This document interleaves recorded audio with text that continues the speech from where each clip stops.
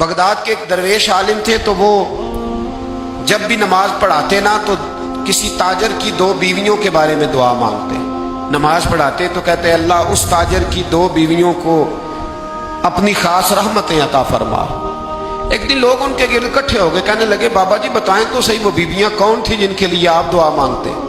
تو فرمانے لگے میرے شہر کا ایک تاجر تھا، بہت بڑا تاجر تھا، مالدار تھا پر بے اولاد تھا۔ اسے بغداد سے ملک شام جانا پڑتا تھا تجارت کرنے، اور کئی مہینے اسے شام کے ملک میں رہنا پڑتا تھا۔ اس نے اس طرح کیا کہ وہاں بھی ایک شادی کر لی۔ اب وہ وہاں کچھ زیادہ وقت گزارنے لگا، مالدار آدمی تھا، بیوی کو مکان بھی لے کے دے دیا۔ اب وہ دیر سے آتا واپس، اور جب آتا بھی تو اس کے وہ والے انداز نہ ہوتے جو پہلے ہوا کرتے تھے۔ اب بیوی سے بڑا جاسوس بھی کوئی نہیں ہوتا، اس کو تو پہلے ہی پتہ چل جاتا ہے کہ ماجرا کیا ہے، اسے بڑی خبر ہوتی ہے۔ وہ کہنے لگی اب کہ جب آتا جاتا ہے تو اس کے حالات کچھ بدلے سے ہیں، ماحول کچھ اور ہے۔ اس نے ایک بوڑھا آدمی جو اس کا عزیز بھی تھا اور سمجھدار بھی تھا اس کو تیار کیا۔ کہنے لگی اب کہ جب ملک کے شام جائے نا تو اس کا پیچھا کرنا اور خبر کرنا کہ کہاں رہتا ہے، کہاں جاتا ہے، کیا کرتا ہے۔ وہ بوڑھے بزرگ جو تھے وہ خاتون کے کہنے پر کچھ اس نے کرایہ بھی دیا۔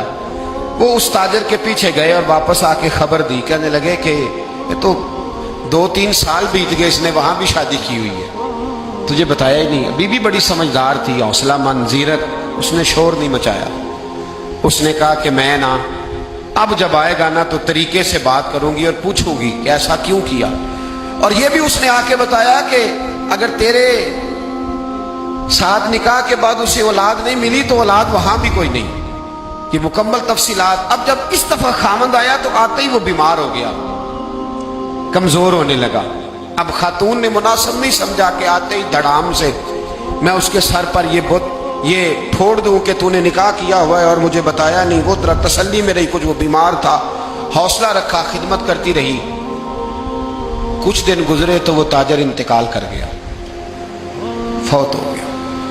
اب راز کھل نہ سکا، عدت گزاری، اور جب سارا مال جمع کیا نا تو اشرفیوں کی بوریاں بھر گئی، سارا مال اس بی بی کا، 4 بوریوں میں اشرفیاں، 4۔ یہاں تو پیٹ کا دوزخ ہے، معاذ اللہ، بھرتا ہی نہیں۔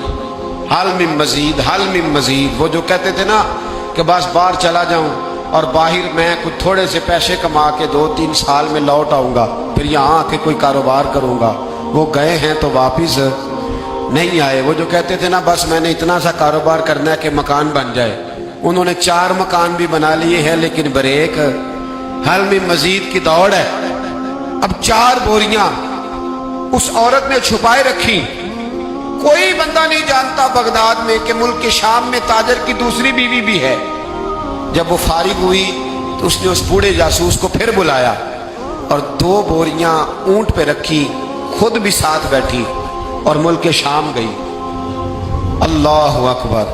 وہ بزرگ کہتے ہیں میں ایسے ہی نہیں دعا کرتا۔ اس کو جا کے کہنے لگی میں اکیلی وارث نہیں ہوں، آدھے کی وارث تو بھی ہے، میں اکیلی وارث نہیں، یہ تقسیم وراثت ہے، آدھی کی وارث تو بھی ہے، تو رکھ اپنے پیسے۔ مجھے پتا ہے اس نے نکاح کیا تھا پر مجھے بتایا نہیں تھا، تو رکھ اپنے پیسے، میں تجھے دے رہی ہوں، آدھے تیرے ہیں آدھے میرے ہیں۔